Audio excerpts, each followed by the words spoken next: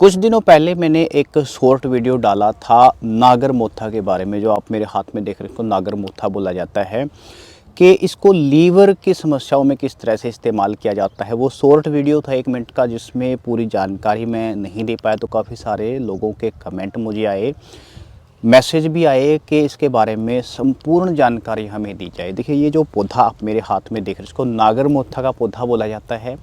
आपको आसपास ऐसे ही खड़ा मिल जाता है और इसको लीवर की बहुत सारी दवाइयों में इस्तेमाल किया जाता है।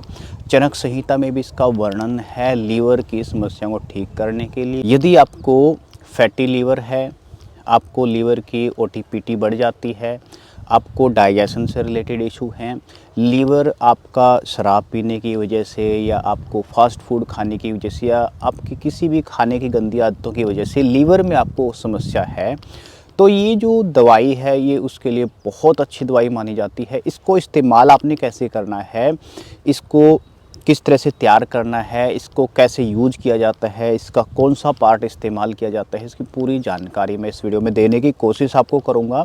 तो यदि आपको भी इस तरह की कोई समस्या है, डाइजेशन से, पाचन से रिलेटेड समस्या है, पाचन सही आपका नहीं है, तो इसको आप डेफिनेटली इस्तेमाल कर सकते हैं। फ्री में कैसे ढूंढें, आसपास कैसे ढूंढें, वो भी मैं आपको बताऊंगा, और इसकी दवाई तैयार कैसे करनी है वो भी मैं आपको बताऊंगा। जैसा मैंने बताया, इसको नागर मोथा का पौधा बोला जाता है। सबसे पहले मैं आपको इसकी पहचान बता देता हूँ। इसका जो तना होता है, सबसे पहले वो तना काफ़ी लंबा तना इस तरह से जाता है और ऊपर जाकर के जहाँ पे इसका फूल बनता है वहाँ पे आप इसकी इस तरह से ब्रांच देख सकते हैं। इस तरह से इसकी ब्रांच आपको वहाँ पे निकली हुई दिखेंगी। दूसरा, आप इसके फूल को देख सकते हैं और इसकी रिजेम्बलेंस बहुत कम पौधों के साथ होती है। ये अलग ही, आप एक बार इसको अगर देख लेते हैं तो अलग ही आपको ये दिखाई दे जाता है। हालांकि इसकी 2-3 अलग अलग वैरायटी हैं। इसकी जो क्लास है उसकी कुछ अलग अलग वैरायटीज़ हैं। अगर आपको इनमें से कोई भी मिल जाती है, लगभग सिमिलर ही आपको ये दिखाई देगा, आप इसमें ज़्यादा डिफरेंस नहीं कर पाओगे, आप इसका इस्तेमाल कर सकते हैं। नागर मोथा का इस्तेमाल करना कैसे होता है लीवर की समस्याओं में? देखिए, इसको आपने करना क्या है, इसको जड़ समेत आपने उखाड़ना है। हालांकि जो अभी नागर मोथा है वो पका नहीं है पूरी तरह से। ये नवंबर के महीने में पूरी तरह से पककर तैयार होता है। ये खरीफ की फसलों के साथ घास की तरह पैदा होता है और नवंबर के महीने में या अक्टूबर के लास्ट में ये पूरी तरह से पककर तैयार हो जाता है।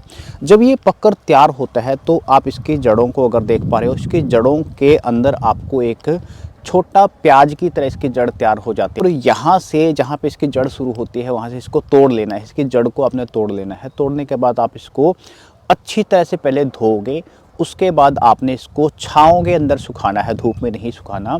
जब ये अच्छी तरह से आपका सूख जाता है, सूखने के बाद इसको कम से कम 2-3 महीने लगते हैं सूखने में। सूखने के बाद इसको आपने पीस लेना है और इसके पाउडर का इस्तेमाल करना होता है लीवर की समस्याओं में। हालांकि आपको यदि जटिल समस्या है तो कई और सारी जो हर्ब हैं, दवाइयाँ हैं, उनके साथ इसका मिक्स करके आपको वैद्य के द्वारा दिया जाता है। यदि जटिल समस्या है तो वैद्य से आप जरूर संपर्क करें। जैसे कुटकी है, पुनर्नवा है, या कई सारी और हर्ब हैं जो स्पेशली लीवर के लिए इस्तेमाल होते हैं, उनके साथ इसको मिक्स करके दिया जाता है। हालांकि अकेला भी बहुत कारगर होता है। इसका पाउडर आपने बना करके रख लिया। इसको इस्तेमाल करना कैसे होता है, आप इसका 2 से 3 ग्राम का जो पाउडर है, खाना खाने के लगभग आधे घंटे बाद इस्तेमाल कर सकते हैं। नॉर्मल सादे पानी से इसको ले लीजिए, हल्के गर्म पानी से ले लीजिए, और 2 समय इसका इस्तेमाल यदि आप करते हैं तो बहुत ज़्यादा अच्छे आपको रिजल्ट देखने को मिलते हैं। इसके बारे में कुछ भी आपके और सवाल रहते हैं तो मुझे ज़रूर कमेंट करिए या मैसेज करिए। मैं आपको